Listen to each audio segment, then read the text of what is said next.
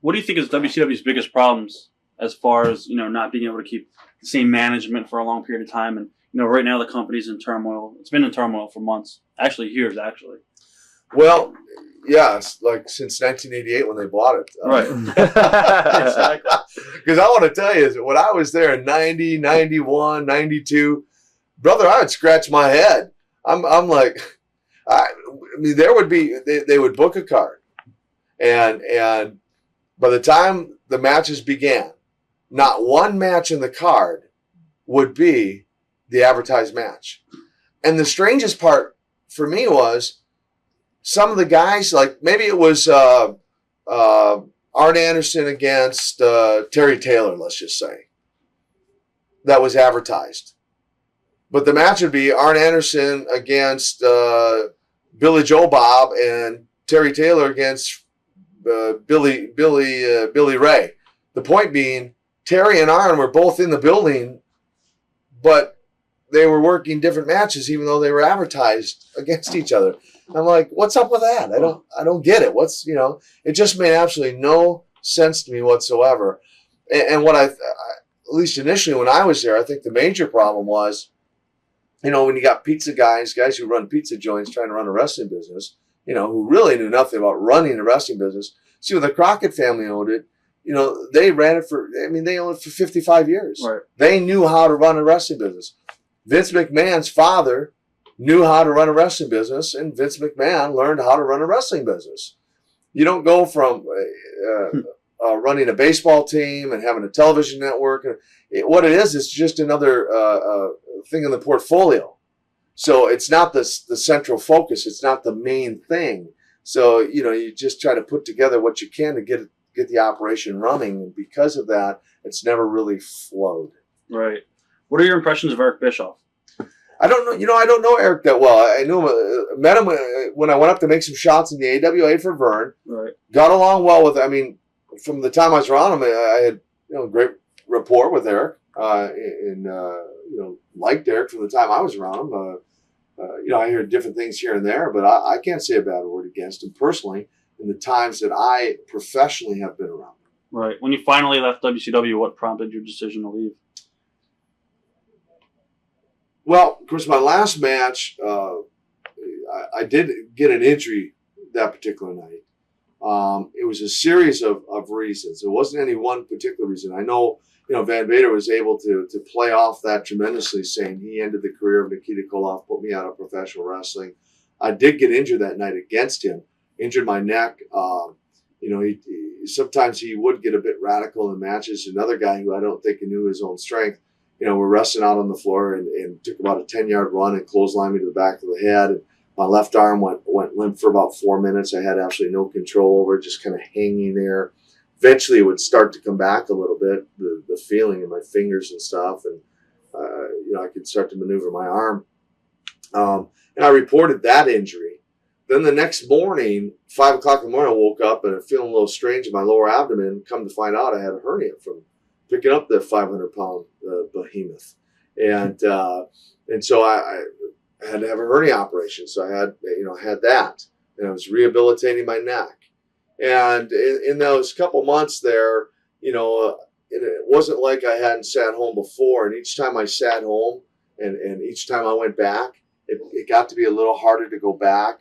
And in fact, I got married to my current wife, Victoria, in 1990, and her 2 children, Taryn and Tawny.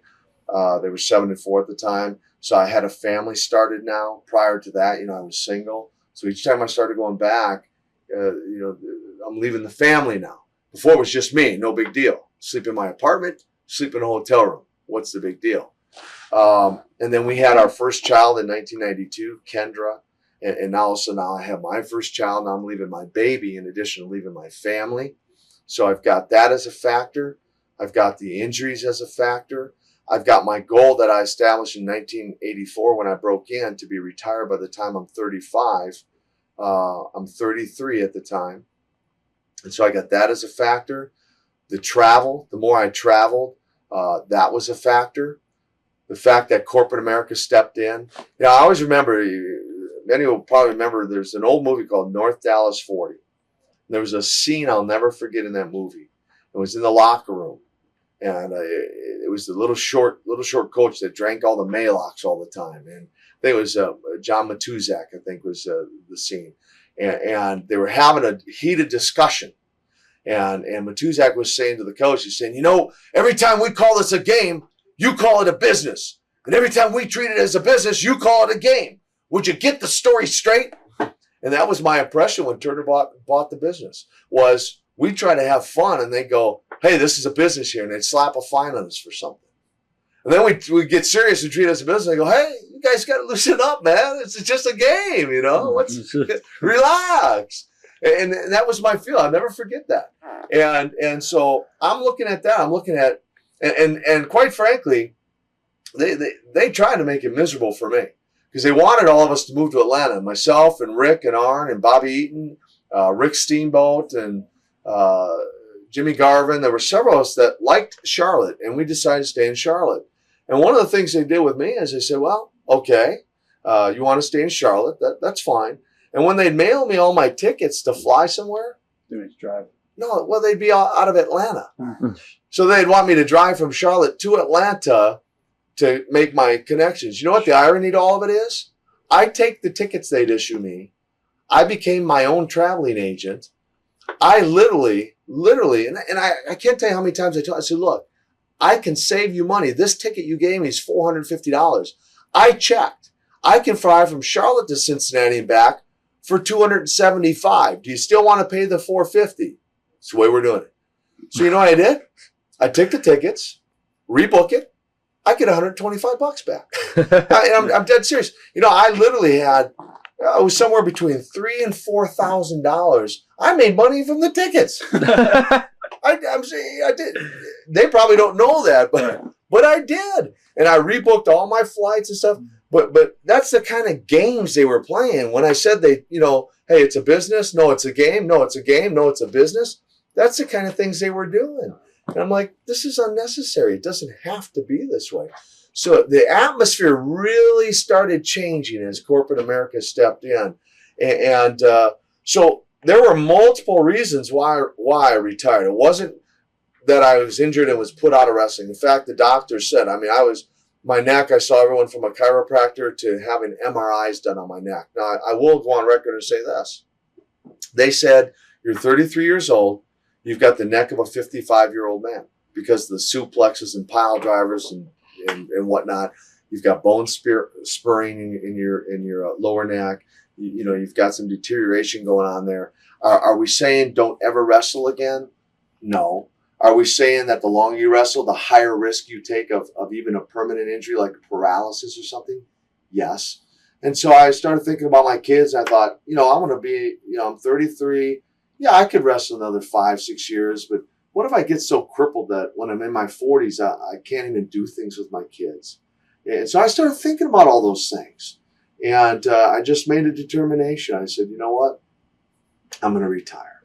And I had several years left on the contract, and basically informed them what my intentions were doing. And true to form, on this radio show I did recently, one of the fans called in and said, man, you just disappeared. I said, yeah, they're kind of infamous for that, aren't they? They could do some great things with that business if they just did like a Legends. In football, you got the Hall of Fame, right? Baseball, you got the Hall of Fame. I mean, they could do some really incredible things with wrestling. They had like a Hall of Fame of wrestling and the Legends and put all this together. In fact, you know what, guys? You could probably make a lot of money if you did that.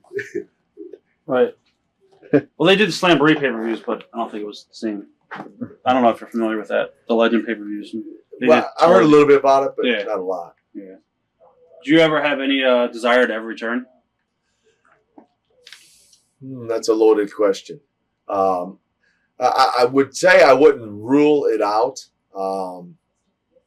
I would go on record as saying recently they asked for a return. Not too many people know that. WCW? Yeah, right. WCW. But again, true to form, it was like 10 o'clock on Friday night, and they said, we need you in Buffalo, New York, Sunday morning. Right. Well, what about contracts? What about, what about money? And not that money's everything, but, well, never mind that. We just need you there, In the right situation, I would not rule it out. If I thought there was some advantage, I would say it would have to be. It would be an advantage for them and for me. Where I'm at in the business world is, I'm not all about Nikita, so it doesn't have to all be for me and about me. I would want it to be as big an advantage for them as it was for me. Yes, I would want to make money, but I'd want to make them money with it too. And there's a couple ideas that I've come up with that I think would generate tremendous interest. And to this day, several years retired now, I still, and it amazes me, and I'm very flattered by it, I still get fan letters on a monthly basis, even today's day and time. Watch thousands of exclusive shoot interviews right now on TitleMatchNetwork.com.